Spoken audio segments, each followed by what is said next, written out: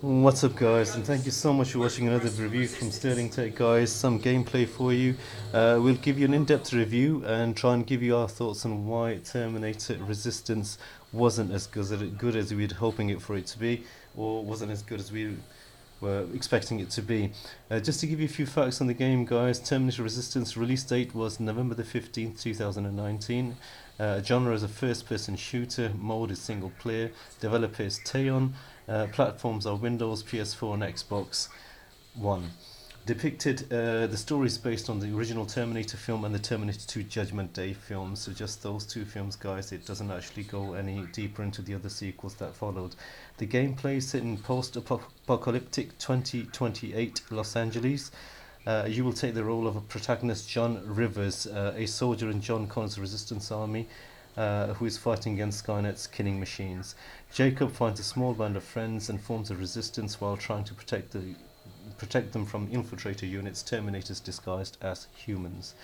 Most notable characters you will come across are Jennifer and a surrogate little brother, Patrick, elderly man named Ryan, TechCom unit leader, Commander Baron. She is quite an awesome, imposing character, and also scientist Dr. Mack, who has quite ingeniously hacked into Skynet's network and is able to reprogram Terminators to fight for the Resistance. So Terminators are fighting, well, you can reprogram some Terminators to fight on our side, which I believe is quite an awesome backdrop story for the game to be based on. 10 hours long. So the chase is on for Skynet to find Jacob Rivers, John Connor and their friends, and to annihilate them. 10 hours long into the gameplay campaign, however, the gameplay never really improves. Actual Terminators don't even show up until you're a few hours into the game. Hours are wasted killing boring and unrealistic spider Terminators with the same post-apocalyptic backgrounds repeating over and over again. Unfortunately, there is no fresh scenery or breathtaking new characters to ignite your imagination here. When the metal-skinned cyborgs eventually arrive, they are easily overcome by your rifle plasma rounds. There is never any real sense of danger or suspense to grip your senses and to keep you glued to the screen.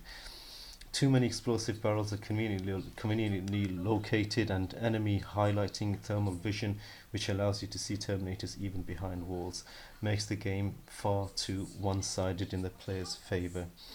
Although blasting metal skull Terminators can be fun, a little more resistance from the relentless killing machines would have made you appreciate their challenge to wipe out humanity a bit more realistic and fearsome, as was in the first two original films. If you remember, especially the first one, which I can remember absolutely sort of scared the life out of me as a very small child.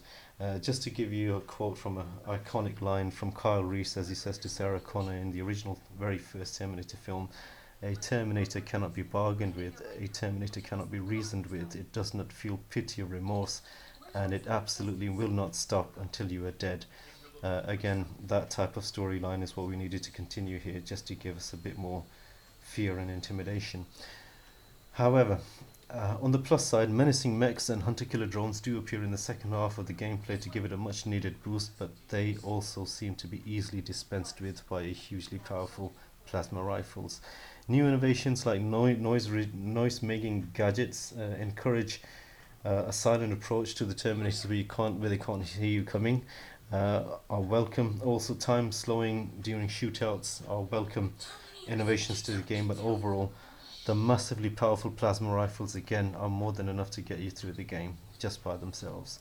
A lot of effort and hard work has evidently gone into this game. However, addictive gameplay, mesmerizing new characters and background imagery still remain painfully elusive. What the game sorely lacks is controlled, gripping fear and desperation to survive to the next level without being terminated. As with the original films, Terminators need to be frightening again, frightening enough to give us nightmares, just as they did in 1984. Until then, guys, there is no fate but what we make for ourselves, and we will keep waiting for that ultimate Terminator game to come through and scare the life out of us. Anyway, guys, thank you so much for supporting our channel. For anybody that's given us a view or a like or subscribe to our channel, we are extremely grateful. We will keep going with our gameplay reviews. In the meantime, I'm going to let you enjoy the sights and sounds of this game. Don't get me wrong, overall I would rate this game still 6.5 to 7 out of 10. It is a very, very genuine effort.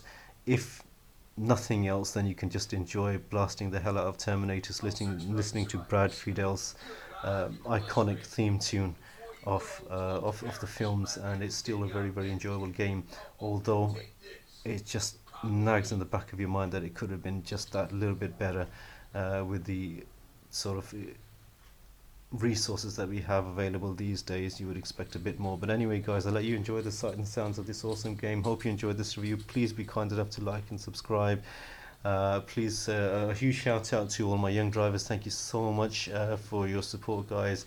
In the meantime, hope you enjoy this 4K review on my QLED, awesome Samsung QLED TV, and I'll let you enjoy.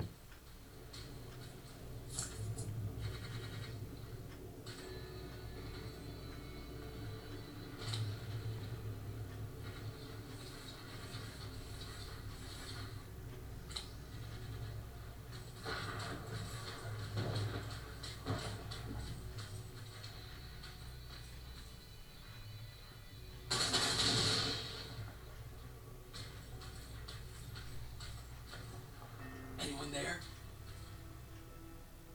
No one's here.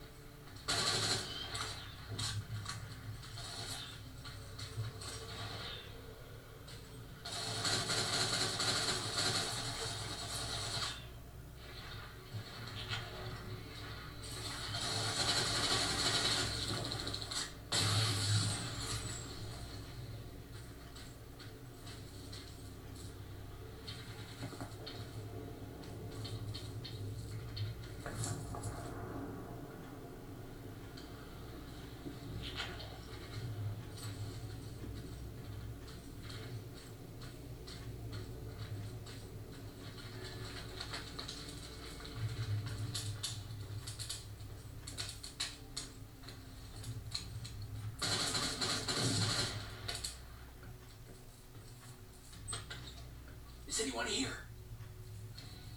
Nothing.